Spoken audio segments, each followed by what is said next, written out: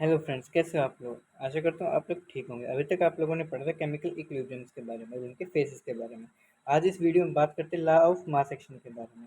तो law of mass action क्या कहता है कि the rate of chemical reaction at any particular temperature, किसके रेट का, केमिकल रिएक्शन के रेट किसके पर्टिकुलर टेम्परेचर पे प्रोपोर्शनल रहेगा। किसके प्रोपोर्शनल रहेगा? Product of the molar concentration.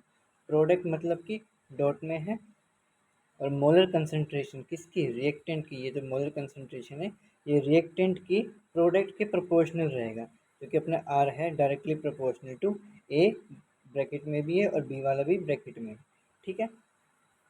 और आगे क्या रहेगा, विद ईच कंसंट्रेशन, इनकी जो कंसंट्रेशन रहेगी वो पावर में रहेगी to the number of molecules respective to the reactant taking part in reaction, ठीक है। आगे देखिए, the rate of reaction of substance, इसकी और में डेफिनेशन है।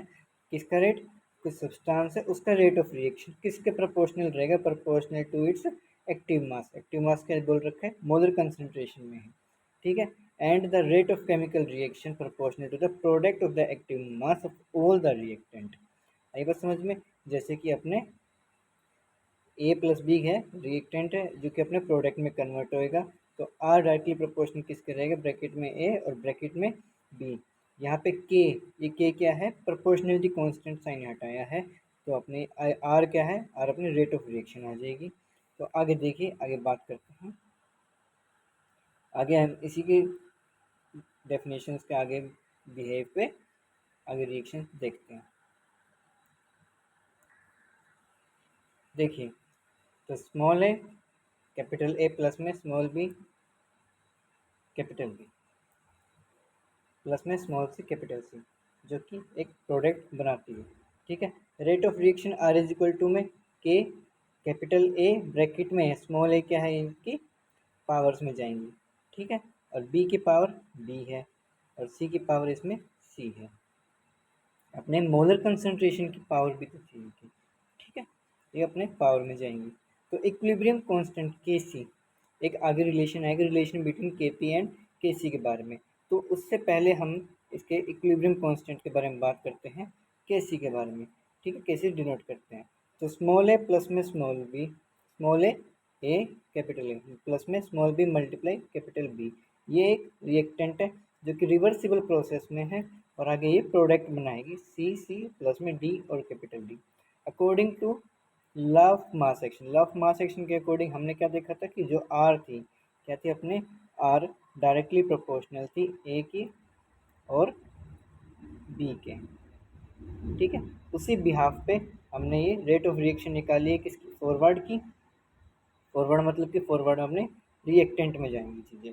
तो ए की पावर ए, बी की पावर बी, प्रोपोर्शनल है किसके, है अपने रेट ऑफ फॉरवर्ड डायरेक्शन के।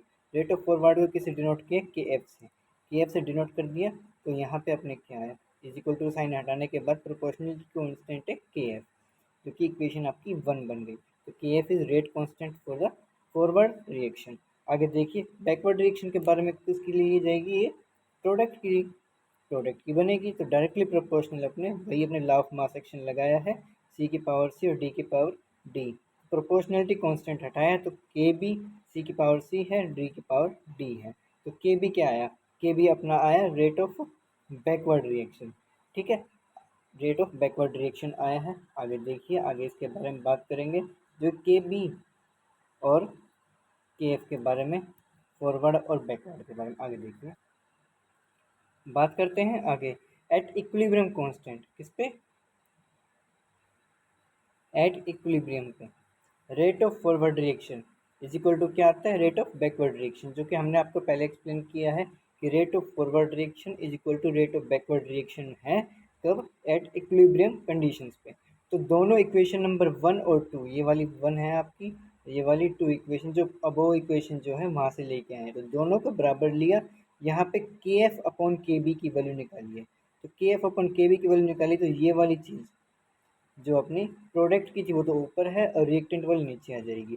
के एफ अपन के बी क्या था अपना, के सी होता है, के एफ अपन के बी क्या होता है, के सी होता है। जो के सी क्या है, किस, के सी क्या है, इक्विलिब्रियम कांस्टेंट है, ठीक है। ये किस पे डिपेंड करेगा, depend upon the temperature of reaction mixture कोई रिएक्शन मिक्सचर है उसके टेम्परेचर पे डिपेंड करेगा, ये कितना टेम्परेचर उस पर दिया गया है। ये डिपेंड नहीं किस पे करेगा, डिपेंड नहीं करेगा कंसंट्रेशन ऑफ रिएक्टेंट और प्रोडक्ट, रिएक्टेंट और प्रोडक्ट की कंसंट्रेशन पे बिल्कुल भी डिपेंड नहीं करेगा ये। आगे देखिए इसके बारे में बात करते हैं इक्विलिब्रियम कांस्टेंट की, के एफ अपन के बी क्या अपने के सी के बारे में है। इसी से रिलेशन आगे बनता है, रिलेशन बिटवीन के पी एंड के। तो देखिए equilibrium constant in gaseous system, gaseous system के बारे में बात करें तो वही अपने पार्शियल कंडीशंस में जाएगी इसमें, ठीक है।